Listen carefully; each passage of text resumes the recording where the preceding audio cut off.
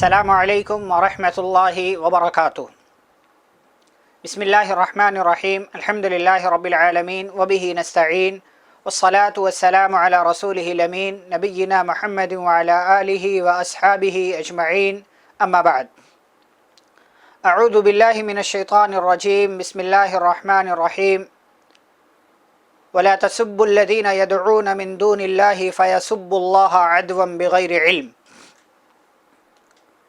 رب اشرح لي صدري ويسر لي أمري واحلل عقدة من لساني يفقهوا قولي سبحانك لا علم لنا إلا ما علمتنا إنك أنت العليم الحكيم رب زدني علما۔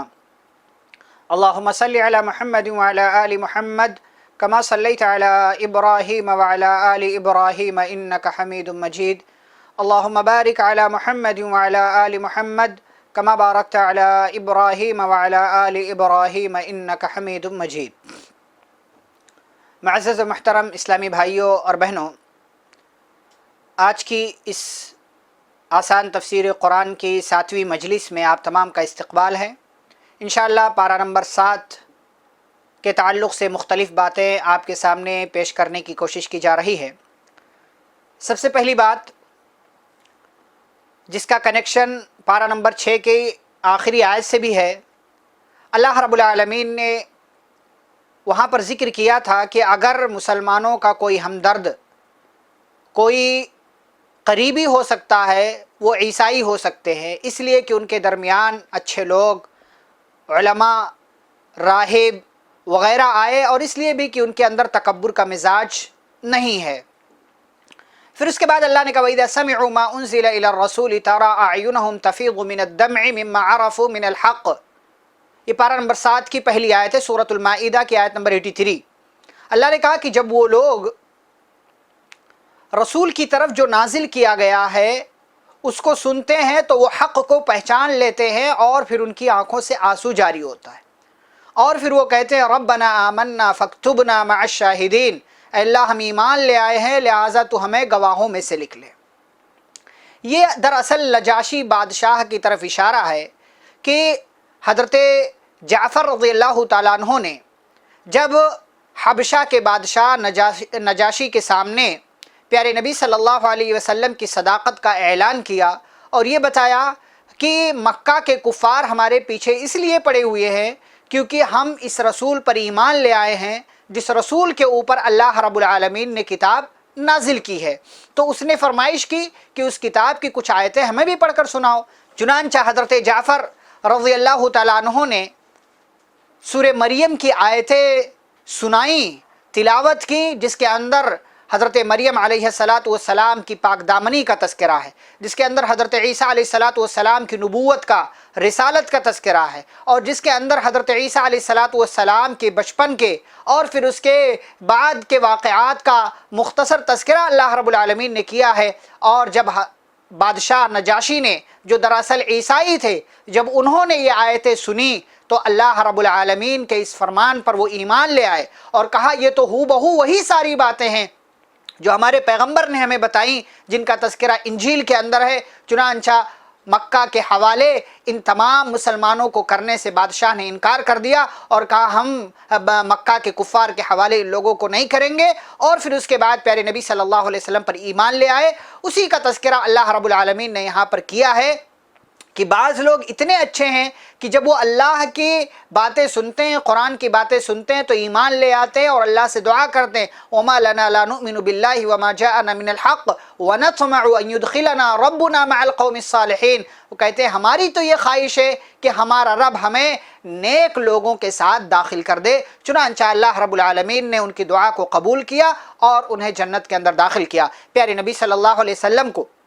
جب بادشاہ کے انتقال کی خبر ملی، ایک دوسرے موقع سے آپ سفر میں تھے، چنانچہ آپ صلی اللہ علیہ وسلم نے اس بادشاہ کی نماز جنازہ ادا کی، نماز غائبانہ نماز جنازہ پیارے نبی صلی اللہ علیہ وسلم نے ادا کی۔ یہ اس بادشاہ کے ایمان لانے کا واقعہ اللہ رب العالمین نے پارہ نمبر 7 کے ابتدا میں بیان کیا ہے، جو دراصل پہلے عیسائی تھے اور پھر بعد میں حضرت جعفر رضی اللہ تعالیٰ عنہ کی تلاوت سے متاثر ہو کر، قرآن مجید کی باتوں سے متاثر ہو کر انہوں نے اسلام قبول کیا اور پیارے نبی صلی اللہ علیہ وسلم پر وہ ایمان لے آئے۔ پھر اس کے بعد آیت نمبر 87 میں جو سورۃ المائدہ کی ہے، اللہ رب العالمین نے وہاں پر ایک بہت اہم چیز بیان کی ہے، فرمایا حلال کو حرام مت کرو۔ دراصل ایک شخص پیارے نبی صلی اللہ علیہ وسلم کے پاس آئے اور انہوں نے کہا، اے اللہ کے رسول صلی اللہ علیہ وسلم، جب میں گوشت کھاتا ہوں تو میرے اوپر نفسانی خواہشات کا غلبہ ہو جاتا ہے، اسی لیے میں نے اپنے اوپر گوشت کو حرام کر لیا ہے۔ اللہ رب العالمین نے یہ آیت کریمہ نازل کی، یا ایھا الذین آمنوا لا تحرموا طیبات ما احل اللہ لکم ولا تعتدوا، اے ایمان والو تم ان پاکیزہ چیزوں کو اپنے لیے حرام مت کرو جس کو اللہ نے تمہارے لیے حلال کیا ہے، ولا تعتدوا، اور حد سے تجاوز مت کرو، اس لیے کہ اللہ رب العالمین حد سے تجاوز کرنے والوں کو پسند نہیں کرتا۔ وَكُلُوا مِمَّا رَزَقَكُمُ اللَّهُ حَلَالًا طَيِّبًا، اور جو کچھ اللہ نے تمہیں پاکیزہ اور حلال چیزیں دی ہیں اس کو کھاؤ۔ وَاتَّقُوا اللَّهَ الَّذِي أَنْتُمْ بِهِ مُؤْمِنُونَ، اور اس اللہ سے ڈرو جس پر تم ایمان لے کر آئے ہو۔ تو ہمارا یہ اختیار نہیں ہے کہ ہم اللہ کے حرام کردہ چیز کو حلال کر لیں، حلال کو حرام کر لیں۔ کوئی چیز ہمیں پسند نہ ہو ایک الگ مسئلہ ہے، ہم اس کا استعمال نہ کریں ایک الگ مسئلہ ہے، لیکن باقاعدہ اس کو اپنے لیے حرام کر لینا اور یہ کہنا کہ آج سے میں نے اس کو اپنے لیے حرام کر لیا ہے، شریعت اسلامیہ آپ کو اس کی اجازت نہیں دیتی۔ پھر اس کے بعد اللہ رب العالمین نے قسم کا تذکرہ کیا ہے، فرمایا لا یؤاخذکم اللہ باللغو فی ایمانکم ولکن یؤاخذکم بما عقدتم الایمان۔ دیکھیں، بسا اوقات قسم کھانے کی ضرورت پڑتی ہے، بسا اوقات انسان بس ایسے ہی قسمیں کھاتا ہے غیر ارادی طور پر، اس کی چاہت نہیں ہوتی ہے لیکن وہ قسم کھاتا رہتا ہے۔ تو قسم کی 3 قسمیں ہیں،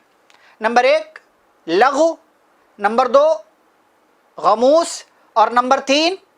معقدہ۔ لغو یعنی انسان بس ایسی بات بات پر قسم کھائے، اس کا کوئی انٹینشن نہیں تھا، کوئی ارادہ نہیں تھا، بس اس نے کھا لیا، اس کی عادت بن چکی کہ بات بات پر قسم کھاتا ہے، تو اس پر مواخذہ نہیں ہوگا، اس پر اس کی پکڑ نہیں ہوگی اور اس کو پورا کرنا ضروری ہوگا۔ بعد میں اس کو احساس ہوتا ہے میں نے تو قسم کھا کر کہا تھا، تو اس کا اعتبار نہیں ہوگا۔ دوسری قسم ہے غموس، یعنی گناہ کے کام کی قسم کھانا، کہ میں فلاں کام کروں گا، فلاں غلط کام کروں گا، تو یہ کبیرہ گناہ ہے، یہ بڑے بڑے گناہوں میں سے گناہ ہے اور اس کا کوئی کفارہ نہیں، بس یہ ہے کہ انسان اس غلط کام کو نہ کرے۔ اور تیسری قسم معقدہ، یعنی انسان انٹینشن کے ساتھ، پوری نیت، پورے ارادے کے ساتھ کسی اچھی چیز کے کرنے کی قسم کھائے تو اس کا پورا کرنا اس کے لیے ضروری ہے، اگر پورا نہیں کرتا ہے تو اس کا کفارہ دے گا۔ کفارہ کیا ہے؟ فَكَفَّارَتُهُ اطعام 10 مساکین من اوسط ما تطعمون اہلیکم او کسوتہم او تحریر رقبہ۔ اللہ نے کہا 10 مسکینوں کو کھانا کھلانا، یعنی جو آپ کھانا اپنے گھر میں کھاتے ایوریج کھانا، وہ 10 مسکین کو آپ کھلا دیں، یا اگر کھانا نہیں کھلا سکتے تو ان 10 مسکین کو کپڑا پہنا دے، یا اگر یہ بھی نہیں کر سکتے او تحریر رقبہ تو گردن آزاد کرنا، یہ بھی نہیں کر سکتے تو فمن لم یجد فصیام 3 ایام، جو یہ بھی نہ کر پائے تو وہ 3 دن کا روزہ رکھ لے، 3 دن کا روزہ رکھ لیتا ہے تو اس کی قسم کی طرف سے یہ کافی ہوگا، یہ اس کی قسم کا کفارہ ہوگا۔ یہ یمین یعنی حلف، قسم، یہ سب ایک ہی معنی میں، یہ اس کی قسمیں ہیں، یہ اس کا معنی مطلب ہے، اور یہ قسم کا کفارہ ہے۔ اور اسی کے ساتھ ایک بات یہ بھی یاد رہے کہ صرف اللہ کی قسم کھا سکتے، اللہ کی اور اس کی صفات کی، اس کے اسماء کی، اس کے ناموں کی قسم کھائی جا سکتی ہے۔ بندوں کے لیے، مخلوق کے لیے اللہ کے سوا کسی اور کی قسم کھانا یہ جائز نہیں ہے۔ پیارے نبی صلی اللہ علیہ وسلم نے احادیث کے اندر ہم کو اس بات سے منع کیا ہے، لہٰذا جب بھی ہم قسم کھائیں، قسم کھانے کی ضرورت پڑے تو ہم اللہ کی قسم کھائیں، اللہ کے اسماء و صفات کے علاوہ کسی اور چیز کی قسم کھانا ہمارے لیے جائز نہیں ہے۔ بعض لوگ ماں کی، باپ کی، فلاں کی نہ جانے کس کس کی قسم کھاتے ہیں، یہ سب درست نہیں ہے۔ پھر اس کے بعد اللہ رب العالمین نے آیت نمبر 90 سے 91 میں شراب، جوا اور فال کی حرمت کا بیان کیا۔ یا ایھا الذین آمنوا انما الخمر والمیسر والانصاب والازلام رجس من عمل الشیطان فاجتنبوہ لعلکم تفلحون۔ اے ایمان والو، شراب، جوا، انصاب، اس سے پہلے بھی وضاحت کی جا چکی کہ جہاں پر غیر اللہ کے نام پر ذبیحہ کیا جاتا ہو اور جس جگہ کے تعلق سے عقیدہ رکھا جاتا ہو کہ یہاں پر جا کر جانور ذبح کریں گے تو وہ جو ہے کیا بولتے ہیں اس کا سب کچھ ہمارا مسئلہ حل ہو جائے گا، پریشانی دور ہو جائے گی۔ والازلام، تیر کے ذریعے قسمت معلوم کرنا کہ کام ہوگا کہ نہیں ہوگا، دائیں طرف گیا تو ہوگا، بائیں طرف گیا تو نہیں ہوگا، یہ ساری چیزیں اللہ نے کہا کہ یہ شیطانی عمل ہے، فاجتنبوہ، لہٰذا اس سے دور رہو، لعلکم تفلحون، تاکہ تم کامیاب ہو جاؤ۔ یہ شراب کی حرمت کا یہ تھرڈ لیول تھا جہاں پر اللہ رب العالمین نے بالکل شراب کو حرام کر دیا۔ اس سے پہلے اللہ نے 2 مرحلوں میں شراب کے نقصانات بتائے تھے، شراب کے تعلق سے بیداری دی تھی صحابہ کو، اور اس تیسری آیت میں اللہ نے بالکل منع کر دیا، کہا کہ شراب استعمال مت کرو، اس لیے کہ شراب یہ شیطانی عمل ہے، لعلکم تفلحون، شراب سے دور رہو گے تو کامیابی تمہاری قدم چومے گی۔ پھر اس کے بعد کی آیتوں میں اللہ رب العالمین نے یہ بتایا کہ شیطان تم سے چاہتا کیا ہے، تمہارے درمیان دشمنی پیدا کرنا، اللہ کے راستے سے دور کرنا، اور اسی طریقے سے غیر ضروری چیزوں میں تمہیں مشغول رکھنا، یہ سب شیطان تم سے چاہتا ہے، لہٰذا شیطان کے تعلق سے ہوشیار رہو۔ پھر 5ویں بات آیت نمبر 95 میں اور اس کے بعد 96، 97، 98 نمبر کی آیتوں میں اللہ رب العالمین نے حالت احرام میں شکار کا مسئلہ ذکر کیا ہے کہ اگر آپ حج اور عمرے کی نیت سے جاتے ہیں اور آپ حالت احرام میں ہیں تو ایسی صورت میں آپ کے لیے شکار کرنا یہ جائز نہیں، لا تقتلوا الصید وانتم حرم، اللہ نے منع کر دیا۔ یہ اس وقت کی بات تھی، اس لیے کہ اس دور میں جو ہے وہ زیادہ تر عرب لوگوں کے کھانے پینے کا انحصار انہی شکار پر تھا، تو اللہ رب العالمین نے اس تعلق سے مسائل نازل کیے، اور یہ مسئلہ اب بھی ہے، اگر کوئی وہاں پر جاتا ہے حالت احرام میں ہے تو شکار کے استعمال سے یا شکار کرنے سے اس کو بچنا چاہیے۔ آیت نمبر 101 اور 102 میں لا یعنی اور کثرت سوال کی ممانعت، یعنی غیر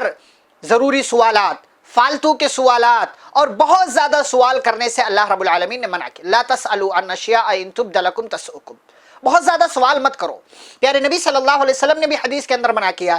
ہمارا ارادہ یہ ہونا چاہیے، ہماری کوشش یہ ہونی چاہیے کہ ہم جانکاری کے لیے سوال کریں، اور جب جانکاری مل جائے تو ہم اس پر عمل بھی کرنے کی کوشش کریں، یہ ہماری نیت، یہ ہمارا ارادہ ہونا چاہیے۔ قرآن نے، حدیث نے، اللہ اور اس کے رسول صلی اللہ علیہ وسلم نے ہمیں غیر ضروری سوال کرنے سے منع کیا ہے، کثرت سوال کرنے سے منع، یعنی بہت زیادہ آپ سوال کرتے رہے، یہ بھی منع ہے، اور یہ آپ کو کہا گیا ہے کہ آپ سوال کریں تو علم کے لیے، جانکاری کے لیے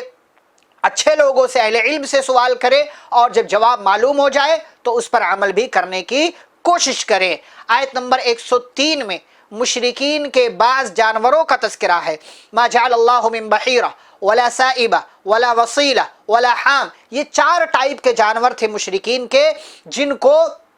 فلاں فلاں نام دیا گیا تھا اور ان کو غیر اللہ کے نام پر چھوڑ دیا جاتا تھا، پھر ان کو کوئی ٹچ نہیں کرتا تھا یا اس کو کسی اور چیز میں استعمال نہیں کیا جاتا تھا، وہ صرف اور صرف غیر اللہ کے نام پر انہیں چھوڑا جاتا تھا۔ یہ مشرکین کا طرز عمل ہے۔ وَلَكِنَّ الَّذِينَ يَفْتَرُونَ عَلَى اللَّهِ الْكَذِبَ، ایسا اللہ نے کوئی حکم نہیں دیا، یہ اللہ پر جھوٹی بات گڑتے ہیں، اور ان میں سے اکثر لوگوں کو علم ہی نہیں ہے۔ پھر اس کے بعد آیت نمبر 105 میں اللہ رب العالمین نے ایک بات کہی، یا ایھا الذین آمنوا علیکم انفسکم، اے ایمان والو تم اپنے آپ کو لازم پکڑو، لا یضرکم من ضل اذا اہتدیتم، اگر تم ہدایت پر ہو تو کسی شخص کی گمراہی تمہارا کچھ بھی نقصان نہیں کرے گی۔ اس آیت سے بعض لوگوں نے یہ سمجھا کہ ہمارے لیے بھلائی کا حکم دینا اور برائی سے روکنا یہ ضروری نہیں ہے، بس اپنا اپنا دیکھو، کسی دوسرے کے جھنجھٹ میں یا کسی دوسرے کو برائی سے روکنے، کسی دوسرے کو بھلائی کا حکم دینے کا کام مت کرو۔ دراصل یہ اس آیت کا مفہوم نہیں ہے، بلکہ اس آیت کا مفہوم یہ ہے کہ آپ اپنے ساتھ ساتھ دوسرے لوگوں کی بھی بھلائی کا کام کرے، برائی سے روکے، لیکن اگر آپ نے اپنا فرض ادا کر دیا، سامنے والا آپ کی بات پر دھیان نہیں دیتا، تو آپ نے اپنا فرض ادا کر دیا، اب آپ اپنی پرواہ کریں، اپنے آپ کو دیکھیں کہ آپ کس طریقے پر ہیں، کس راستے پر ہیں، کون سا راستہ آپ نے اختیار کیا ہے۔ اگر آپ ہدایت پر ہیں اور اگر کوئی اور گمراہ ہو گیا اور آپ نے اسے صحیح راستہ بتایا بھی تھا، تو پھر ایسی صورت میں تمہیں کوئی بھی نقصان نہیں ہوگا۔ آیت نمبر 106 سے 108 میں موت سے پہلے وصیت لکھ لو اور اس پر گواہ بنا لو، اللہ نے اس کا تذکرہ کیا ہے۔ پیارے نبی صلی اللہ علیہ وسلم نے حدیث کے اندر وصیت کے تعلق سے ایک مسلمان شخص کو آگاہ کیا، اسے ابھارا ہے کہ دیکھو خبردار رہو، کہیں بھی کسی بھی جگہ رہو، 1 رات گزارو 2 رات گزارو، جہاں کہیں بھی رہو تمہاری وصیت تمہارے پاس لکھی ہوئی ہونی چاہیے کہ وصیت تم کر رہے ہو فلاں فلاں فلاں چیز کی، کہ میرے بعد ایسا نہیں کرنا، یہ فلاں فلاں غلط کام نہیں کرنا، میری نماز جنازہ فلاں صاحب پڑھائیں گے، فلاں قبرستان میں دفن کیا جائے گا، میری کتابیں جو ہے وہ فلاں کو دے دی جائے، یا اولاد کے تعلق سے وصیت، یا گھر والوں کے تعلق سے وصیت، یا اسی طریقے سے اپنے مال کا 1/3 حصہ وصیت کرنے کی جو ہے اجازت دینا کہ میرا 1/3 مال فلاں مدرسے میں فلاں مسجد میں یا فلاں انسان کو دے دیا جائے۔ تو یہ ساری چیزیں وصیت کے طور پر لکھی ہوئی ہونی چاہیے، گواہ ہونا چاہیے، اللہ رب العالمین نے اس کا حکم دیا ہے۔ آیت نمبر 110 میں حضرت عیسیٰ علیہ السلام کی بعض خوبیوں اور معجزات کا بیان ہے۔ اذ قال اللہ یا عیسی ابن مریم اذکر نعمتی علیک وعلی والدتک، اللہ نے اپنی بہت ساری نعمتوں کا تذکرہ کیا ہے، عیسیٰ علیہ السلام کو یاد دلایا کہ میں نے آپ کے اوپر اور آپ کی ماں مریم کے اوپر کتنے سارے انعامات احسانات کیے۔ اذ ایدتک بروح القدس، جبریل علیہ السلام کے ذریعے تمہاری مدد کی۔ تکلم الناس فی المہد وکہلہ، بچپن میں گود کی حالت میں تم نے لوگوں سے بات کیا۔ وَإِذْ عَلَّمْتُكَ الْكِتَابَ وَالْحِكْمَةَ وَالتَّوْرَاةَ وَالْإِنْجِيلَ، ہر طرح کی حکمت، تورات کا علم، انجیل کا علم ہم نے تمہیں عطا کیا۔ وَإِذْ تَخْلُقُ مِنَ الطِّينِ كَهَيْئَةِ الطَّيْرِ بِإِذْنِي فَتَنْفُخُ فِيهَا فَتَكُونُ طَيْرًا بِإِذْنِي، اور پرندے کی شکل کا مٹی سے تم بنا دیتے تھے۔ وَإِذْ تَخْلُقُ مِنَ الطِّينِ كَهَيْئَةِ الطَّيْرِ بِإِذْنِي، ہماری اجازت سے تم یہ کام کرتے تھے، پھر تم اس میں پھونک مارتے تھے، فَتَنْفُخُ فِيهَا فَتَكُونُ طَيْرًا بِإِذْنِي، پھر وہ واقعی حقیقت میں وہ پرندہ بن جایا کرتا تھا۔ وَإِذْ تُبْرِئُ الْأَكْمَحَ وَالْأَبْرَصَ بِإِذْنِي، تم جو ہے برس کی بیماری والے کو، وائٹ داغ والے کی جو بیماری ہوتی ہے ایسے انسان کو، تم اس بیماری کو دور کر دیتے ہو۔ تم جو ہے اندھے کو ٹھیک کر دیتے ہو، تم گونگے کو، بہرے کو ٹھیک کر دیتے ہو۔ وَإِذْ تُخْرِجُ الْمَوْتَى بِإِذْنِي، بلکہ میت کو بھی، مردے کو بھی تم دوبارہ اللہ کے حکم سے زندہ کر۔ یہ ساری معجزات، یہ ساری چیزیں، یہ ساری نشانیاں اللہ رب العالمین نے اپنے پیغمبر حضرت عیسیٰ علیہ السلام کو عطا کی تھی، اور اسی کی یاد دہانی کرائی ہے کہ آپ کو یہ چیزیں یاد ہونی چاہیے۔ آیت نمبر 112 سے 115 میں مائدہ کی تفسیر، جب حضرت عیسیٰ علیہ السلام کو اس بات کا پتہ چلا، علم ہوا کہ یہودی لوگ جو ہیں وہ مجھے مارنا چاہتے ہیں جو میرے دشمن ہیں، تو انہوں نے اپنے حواریوں سے، ساتھیوں سے جو ایمان لانے والے تھے، تقریباً 21 لوگ تھے، انہوں نے اپنے حواریوں سے کہا ان آمنوا بی وبرسولی قالوا آمنا واشهد باننا مسلمون، کہا کہ تم مجھ پر ایمان لے آؤ، رسول پر ایمان لے آؤ۔ وہ لوگ ایمان لے آئے، ساتھ دینے کے لیے تیار ہو گئے، لیکن پھر اس کے بعد ان ساتھیوں نے کہا اذ قال الحواریون یا عیسی ابن مریم هل يستطيع ربك ان ينزل علينا مائدة من السماء، کہ ہماری ایک خواہش ہے کہ کیا آپ کا رب آسمان سے ہمارے لیے ایک دسترخوان نازل کر سکتا ہے۔ اس سورہ کا نام کیا ہے؟ سورۃ المائدہ۔ مائدہ مطلب دسترخوان، دسترخوان کا تذکرہ آیا۔ تو جب انہوں نے یہ فرمائش کی کہ آسمان سے ایک دسترخوان آئے جس پر کھانا ہو، ہم وہ کھانا تناول کریں، کیا آپ کا رب ایسا کر سکتا ہے؟ عیسیٰ علیہ السلام نے قالت اتقوا اللہ ان کنتم مؤمنین، اللہ سے ڈرو اگر تم مومن ہو، یعنی اس طرح کی باتیں مت کرو، اس طرح کی باتیں مت کرو۔ قالت اتقوا اللہ ان کنتم مؤمنین قالوا نريد ان ناکل منها، تو ان ساتھیوں نے کہا نہیں نہیں، ہمارا کوئی غلط ارادہ نہیں، بس ہم یہ چاہتے ہیں ان ناکل منها وتطمئن قلوبنا، کہ ہم اس سے وہ کھانا کھائیں اور ہمارا دل مطمئن ہو جائے، ونعلم ان قد صدقتنا ونكون عليها من الشاهدين، اور ہم کو یہ بھی معلوم ہو جائے کہ آپ نے ہمارے ساتھ سچ سچ کہا ہے اور ہم اس پر گواہ بھی ہیں۔ یعنی یہ انہوں نے اپنا ارادہ ظاہر کیا۔ تو حضرت عیسیٰ علیہ السلام نے اللہ سے دعا کیا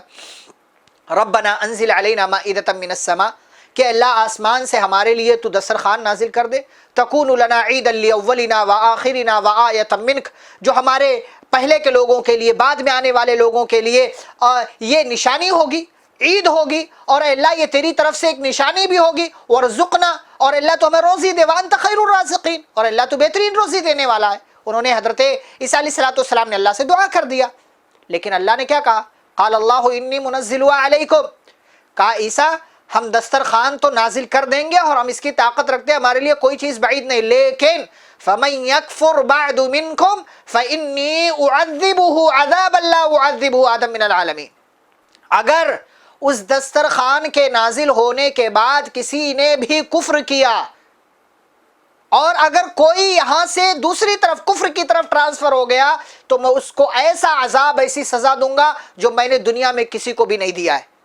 یہ الٹیمیٹم دیا اللہ رب العالمین نے۔ بہرحال یہ قصہ ہوا، اب مفسرین کا اختلاف ہے کہ وہ دسترخوان آسمان سے نازل ہوا کہ نہیں ہوا، بہرحال ایک واقعہ تھا جو اللہ نے ذکر کیا، جو آپ کے سامنے پیش کر دیا گیا۔ پھر اس کے بعد آیت نمبر 116 سے 120 میں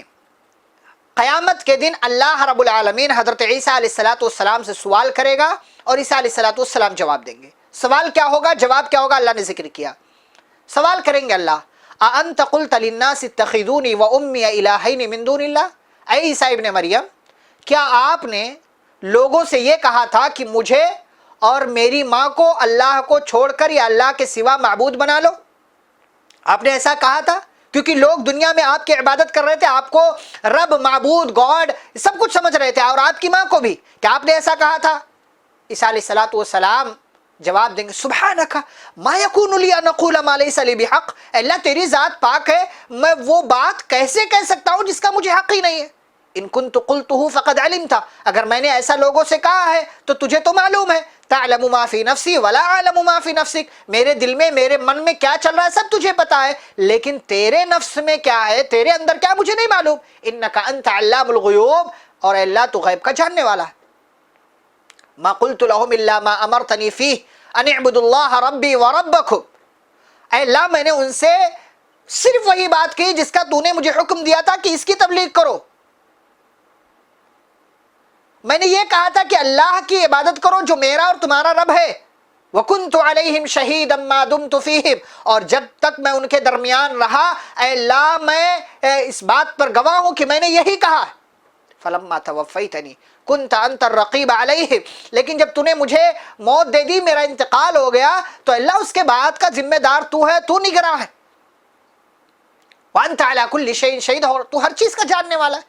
ان تعذبهم فإنهم عبادك، پھر اس کے بعد عیسیٰ علیہ السلام اللہ سے درخواست کریں گے، اے اللہ اگر تو انہیں عذاب دیتا ہے تو تیرے ہی بندے ہیں۔ وَإِن تَغْفِرْ لَهُمْ فَإِنَّكَ أَنْتَ الْعَزِيزُ الْحَكِيمُ، اور اگر تو انہیں معاف کر دے تو غالب ہے، حکمت والا ہے، تجھے اس کام سے کوئی روک نہیں سکتا۔ یہ حضرت عیسیٰ علیہ السلام سے اللہ کا سوال ہوگا، اور حضرت عیسیٰ علیہ السلام کا جواب ہوگا۔ آج کے لوگوں کو غور کرنا چاہیے، سوچنا چاہیے کہ کل قیامت کے دن انہیں کٹہرے میں کھڑا کیا جائے گا، اور عیسیٰ علیہ السلام ایسے لوگوں کے خلاف اللہ تبارک و تعالیٰ کے سامنے گواہی دیں گے کہ میں نے ایسا کچھ بھی نہیں کہا تھا۔ یہاں پر سورۃ المائدہ ختم ہوتی ہے، اس کے بعد سورۃ الانعام کا آغاز ہوتا ہے۔ انعام کا مطلب چوپائے، جانور۔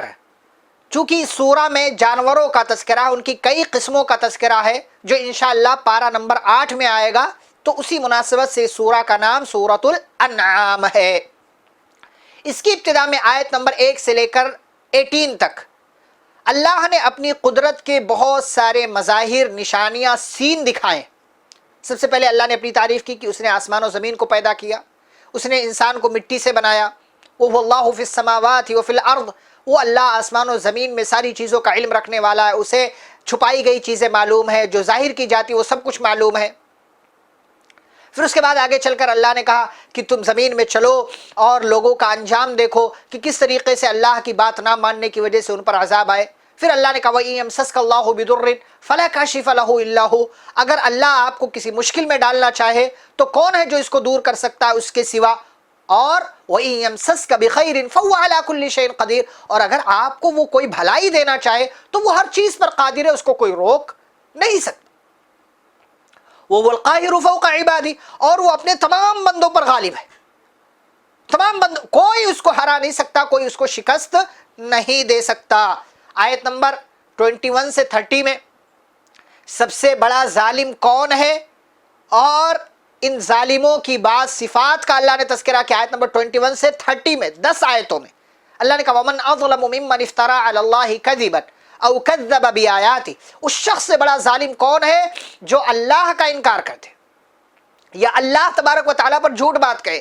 اس کی آیتوں کو جھٹلا دے، بے شک ظالم لوگ کبھی بھی کامیاب نہیں ہو سکتے، اللہ ظالموں کو کامیاب نہیں کرتا۔ اس سے پہلے ایک سب سے بڑے ظالم کی بات آئی تھی پارہ نمبر 1 میں، ان لوگوں کا تذکرہ کیا تھا اللہ نے جو اللہ کی مسجدوں میں لوگوں کو آنے سے روکتے ہیں اور مسجد کا ماحول خراب کرتے ہیں، وہاں فتنہ اور فساد پیدا کرتے ہیں۔ یہ دوسرے نمبر پر سب سے بڑا ظالم کون ہے؟ وہ شخص جو اللہ کی آیتوں کو جھٹلاتا ہے، انکار کر دیتا ہے اور اللہ تبارک و تعالیٰ کے تعلق سے جھوٹی باتیں گڑتا ہے۔ پھر اس کے بعد ان لوگوں کی صفات کا تذکرہ کیا ہے کہ ان لوگوں کو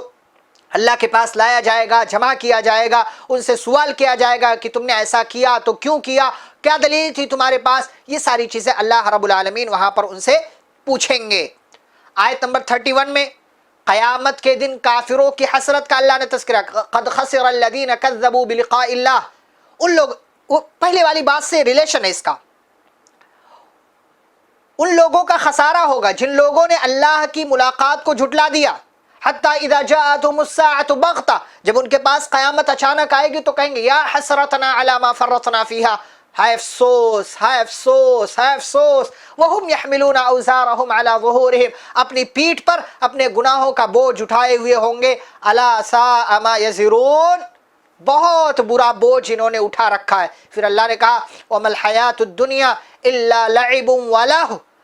دیکھو دنیا کی زندگی دھوکے کا سامان ہے، کھیل کود ہے، تماشا ہے، اور آخرت کی زندگی بہتر ہے اور بہت اچھی ہے ان لوگوں کے لیے جو اللہ رب العالمین کا تقوی اختیار کرتے ہیں۔ اس لیے ہمیں دنیاوی زندگی کی حقیقت کو سمجھنا چاہیے اور آخرت کے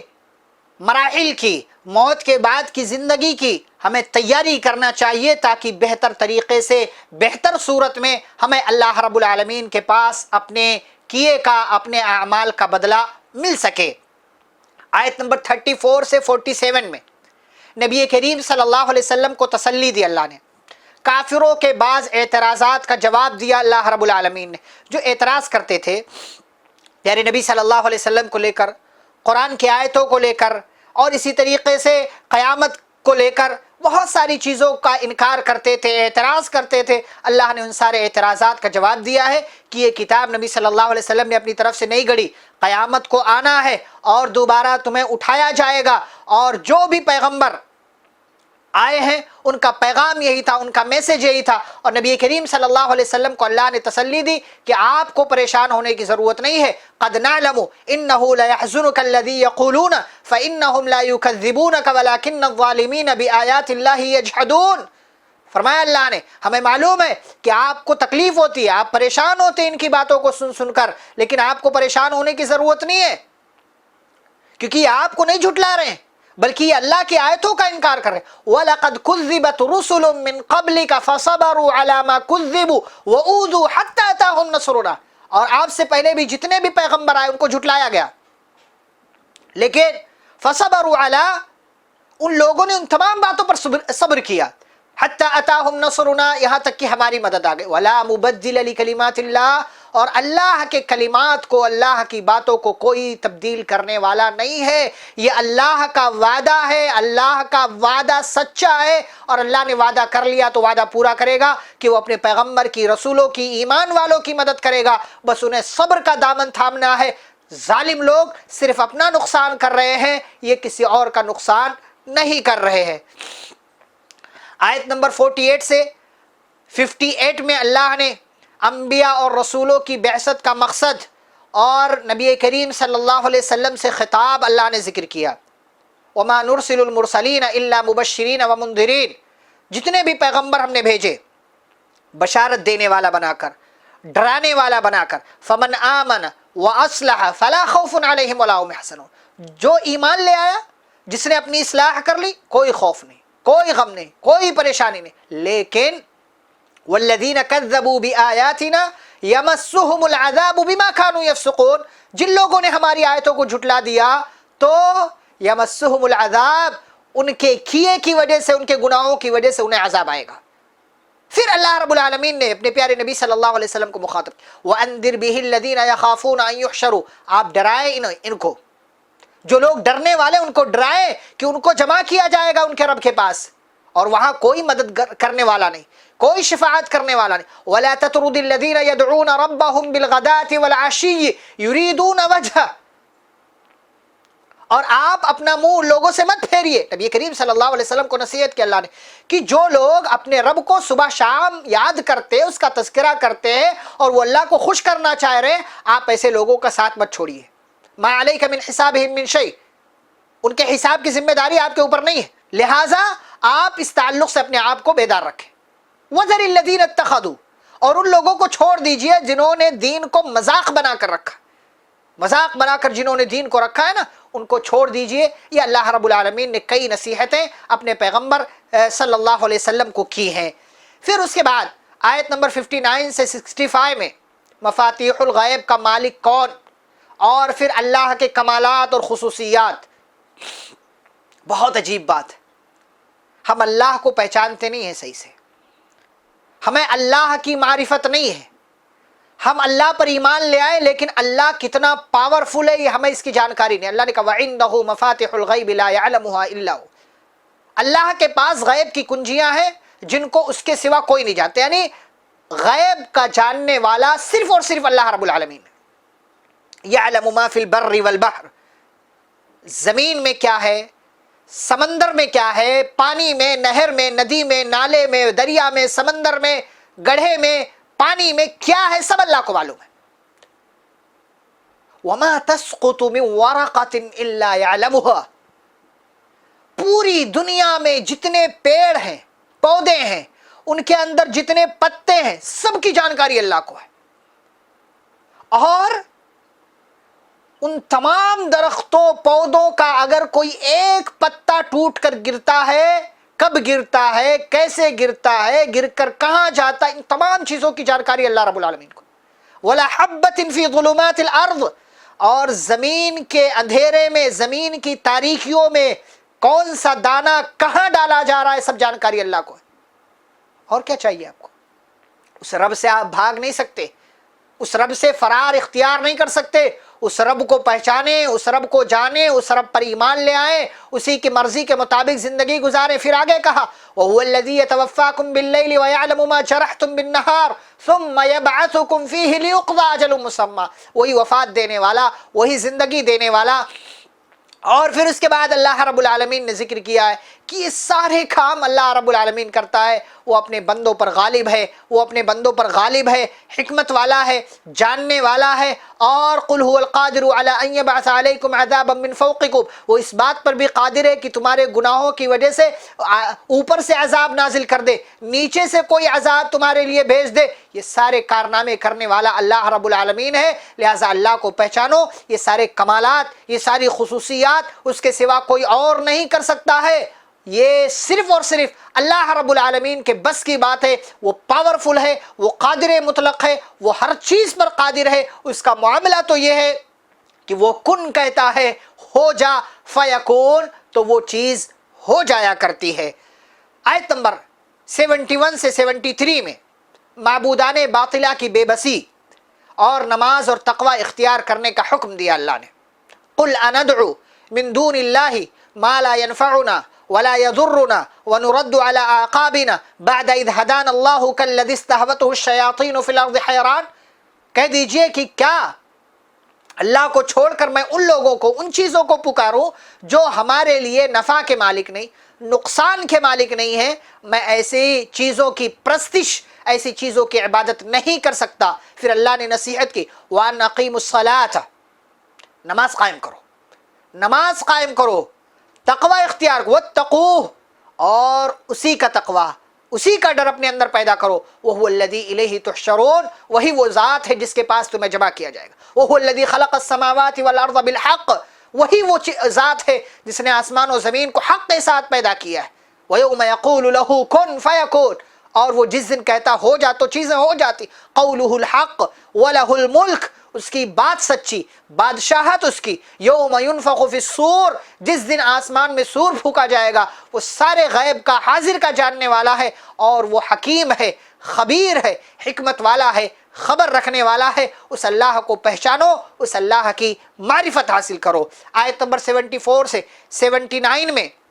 حضرت ابراہیم علیہ السلام اپنے رب کی تلاش میں کس طریقے سے انہوں نے رب کی معرفت حاصل کی، رب کو پہچانا، رب پر ایمان لانے کا سفر کیسے انہوں نے پورا کیا، اللہ رب العالمین نے مختصر تذکرہ کیا ہے۔ لیکن اس سے پہلے جب ان کے دماغ میں، ان کے ذہن میں یہ بات آتی تھی کہ لوگ پتھروں کی عبادت کیوں کرتے ہیں، جس کو اپنے ہاتھ سے بناتے ہیں اسی کے سامنے سجدے کرتے ہیں، وَإِذْ قَالَ إِبْرَاهِيمُ لِأَبِيهِ آزَرَ أَتَتَّخِذُ أَصْنَامًا آلِهَةً، کہ آپ ان پتھروں کو، ان بتوں کو آپ معبود سمجھتے ہو، انی اراک وقومک فی ضلال مبین، میں آپ کو بھی اور آپ کی قوم کو بھی کھلی ہوئی گمراہی میں دیکھ رہا ہوں، مجھے نہیں لگتا کہ آپ لوگ سچ پر ہیں، مجھے یہ لگتا ہے کہ یہ کھلی ہوئی گمراہی میں ہے جس میں آپ اور آپ کی قوم ملوث ہیں۔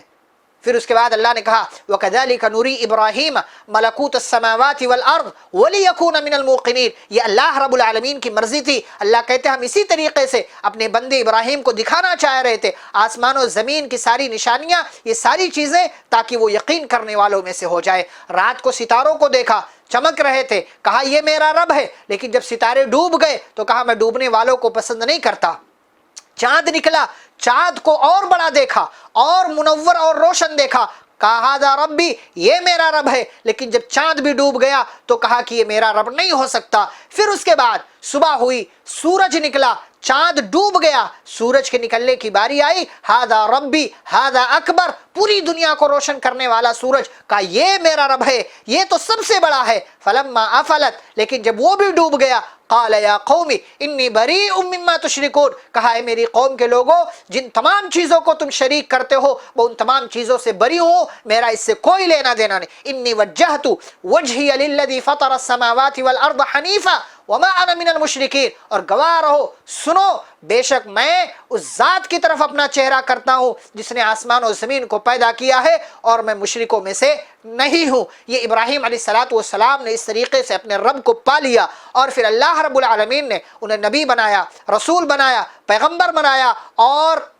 انہیں صحیفے دیے، اور ان کی بہت سارے طریقے سے اللہ نے امتحان لیا، آزمائشیں کی، سارے امتحان میں وہ کھرے اترے۔ اللہ نے انہیں دنیا کے لوگوں کا امام بنا دیا، انہیں پیشوا بنا دیا، انہیں تنہا ایک امت قرار دے دیا کہ ابراہیم علیہ السلام اکیلے ایک امت تھے، جو کام ایک امت، ایک جماعت، ایک گروپ مل کر کرتا ہے، وہ کام حضرت ابراہیم علیہ السلام نے اکیلے انجام دیا۔ یہ اللہ رب العالمین نے ان کی تعریف کی ہے۔ پھر اسی پس منظر میں اللہ نے یہ کہا الذین آمنوا ولم یلبسوا ایمانہم بظلم اولئک لہم الامن وہم مہتدون، آپ کو امن چاہیے، آپ کو ہدایت چاہیے، آپ پیسفل زندگی گزارنا چاہتے ہیں، ایک کام کریں، اللہ پر ایمان لے آئیں اور اپنے ایمان کے ساتھ شرک کو ملانے کا کاروبار مت کریں۔ اللہ نے کہا جو لوگ ایمان لے آئے اور اپنے ایمان کو ظلم یعنی شرک سے نہیں ملایا تو یہی وہ لوگ ہیں جن کے لیے امن ہے، اور جو لوگ ہدایت یافتہ ہیں یعنی ہدایت انہی لوگوں کو دی جائے گی۔ آیت نمبر 82 سے 88 میں شرک کی کئی مذمت اللہ نے بیان کی، جیسا کہ یہ آیت ہے، اور اس کے بعد اللہ نے 18 انبیاء کا تذکرہ کیا، 18 نبیوں کا اللہ نے تذکرہ کیا، اور تذکرہ کرنے کے بعد کئی بڑے بڑے انبیاء، حضرت ابراہیم، حضرت نوح، حضرت یوسف، اور اسی طریقے سے وَنُوحًا هَدَيْنَا وَمِن ذُرِّيَّتِهِ داؤد وسليمان وأيوب ويوسف وموسى وهارون وكذلك نجزي المحسنين وزكريا ويحيى وعيسى وإلياس كل من الصالحين وإسماعيل واليسع ويونس ولوطا۔ 18 نبیوں کا اللہ نے تذکرہ کرنے کے بعد کیا کہا جانتے؟ وَلَوْ أَشْرَكُوا لَحَبِطَ عَنْهُمْ مَا كَانُوا يَعْمَلُونَ، اگر ان سارے نبیوں نے بھی شرک کیا تو ان کے تمام اعمال بیکار ہو جائیں گے۔ یعنی انہوں نے شرک نہیں کیا، ایمان لے آئے اللہ رب العالمین پر، اور پھر اس کے بعد اسی ایمان کے ساتھ زندگی گزار کر چلے گئے۔ اگر ان لوگوں نے بھی شرک کیا ہوتا تو گرچہ بہت بڑی پوسٹ پر تھے لیکن شرک کرنے کی وجہ سے ان کے تمام اعمال کو بگاڑ دیا جاتا۔ شرک سے دور رہیں، شرک سے باز رہے، شرک سے کبھی بھی اپنے آپ کو جوڑے نہیں، ایمان کے ساتھ کبھی بھی شرک کو نہ ملائیں ورنہ آپ کے تمام اعمال بیکار ہو جائیں گے۔ آیت نمبر 95 سے 102 میں اللہ کی معرفت اور اس کی ذات کا علم، پھر اللہ نے اپنی قدرت کا تذکرہ کیا، وہی باتیں جو اس بارے میں اللہ نے کئی بار بیان کی ہے، اپنی معرفت حاصل کر۔ ان اللہ فالق الحب والنوا، اللہ دانے سے اناج پیدا کرنے والا، پھاڑنے والا، زندے سے مردہ، مردے سے زندہ، اور صبح نکالنے والا، رات کو دن اور دن کو رات میں داخل کرنے والا، اور اسی طریقے سے اسی اللہ نے زمین میں تمہیں پھیلایا، تمہارے لیے سورج پیدا کیا، چاند پیدا کیا، اور ان تمام کا نظام اللہ نے مقرر کر دیا۔ اور اسی طریقے سے وہی اللہ ہے جو آسمان سے بارش نازل کرنے والا، وَهُوَ الَّذِي أَنزَلَ مِنَ السَّمَاءِ مَاءً، آسمان سے بارش نازل کی، پھر اس کے بعد وہ بارش زمین کے اندر گئی، اس سے غلے، اناج اور پھل اور فروٹ بنے، اور جن کا سارا کام، سارا نظام چلانے والا اللہ رب العالمین ہے۔ لہٰذا اس کی بات کو مانو، قبول کرو، اس پر ایمان لے آؤ، اور اس رب کی ذات کی معرفت حاصل کرو۔ ذالکم اللہ ربکم، وہی تمہارا رب ہے، لا الہ الا ہو، اس کے سوا کوئی معبود نہیں، خالق کل شیء فاعبدوہ، ہر چیز کا پیدا کرنے والا، لہٰذا اس کی عبادت کرو، اور وہ ہر چیز پر نگراں ہے، ہر چیز کا وکیل ہے، ساری چیزوں کو وہ دیکھ رہا ہے۔ آیت نمبر 103 سے 104 یعنی تقریباً 2 آیتوں میں اللہ کی رؤیت اور دیدار کا عقیدہ، ایک عقیدہ اللہ نے ذکر کیا ہے، لا تدرکہ الابصار وہو یدرک الابصار، نگاہیں اس کو نہیں دیکھ سکتی اور وہ تمام نگاہوں کو دیکھتا ہے۔ یعنی اللہ رب العالمین کا اس دنیا میں دیدار کرنا کسی بھی مخلوق کے لیے یہ ممکن نہیں ہے۔ ایک مرتبہ موسیٰ علیہ السلام نے اللہ سے درخواست کی تھی، اللہ میں تجھے دیکھنا چاہے، تو اللہ نے کہا نہیں دیکھ سکتے۔ موسیٰ علیہ السلام نے اصرار کیا تو اللہ نے کہا کہ دیکھو میں اپنا نور، اپنی تجلی پہاڑ پر ڈالتا ہوں، اگر یہ پہاڑ سلامت رہ گیا تو میں اپنا دیدار کرا دوں گا۔ فلما تجلی ربہ للجبل جعلہ دکا، اللہ نے دیدار کرایا، اپنی تجلی پھینکی پہاڑ پر، پہاڑ اس کو برداشت نہیں کر سکا، چورا چورا ریزہ ریزہ ہو گیا، اور موسیٰ علیہ السلام بھی بے ہوش ہو کر گر پڑے۔ جب ہوش میں آئے تو کہا اللہ تیری ذات پاک ہے، میں توبہ کرتا ہوں اور میں مسلمانوں میں سے ہوں۔ ان کو بھی دیدار نہیں ہوا۔ پیارے نبی صلی اللہ علیہ وسلم معراج کے سفر میں گئے، اللہ سے پردے کے پیچھے سے ملاقات ہوئی، دیدار نہیں ہوا، اللہ سے باتیں ہوئی لیکن دیدار نہیں ہوا۔ ہمارے بہت سارے بھائی سمجھتے ہیں کہ معراج کے سفر میں اللہ کے نبی صلی اللہ علیہ وسلم نے اللہ کا دیدار کیا، یہ غلط بات ہے، یہ غلط عقیدہ ہے۔ اس دنیا میں کوئی بھی اللہ کا دیدار نہیں کر سکتا ہے، لیکن انشاءاللہ جب کل ہم اور آپ جنت میں جائیں گے اپنے ایمان کی بدولت، نیک اعمال کی بدولت، اور سب سے بڑی بات اللہ کی رحمت کی وجہ سے، تو وہاں پر اللہ رب العالمین کا دیدار نصیب ہوگا، جس رب کا بغیر دیکھے پوری زندگی ہم عبادت کرتے رہے، جس بھی انداز میں اس رب کا وہاں دیدار ہوگا۔ اور پیارے نبی صلی اللہ علیہ وسلم نے کہا وہاں پر اللہ کا دیدار کرنے میں تمہیں کوئی تکلیف نہیں ہوگی، جیسے آج یہاں پر تم سورج نکلتا ہے دیکھ سکتے ہو، ایسے ہی وہاں پر بھی تم اللہ رب العالمین کو اپنی کھلی آنکھوں سے دیکھ سکو گے، اس کا دیدار کر سکو گے۔ آخری بات اس پارے کے حوالے سے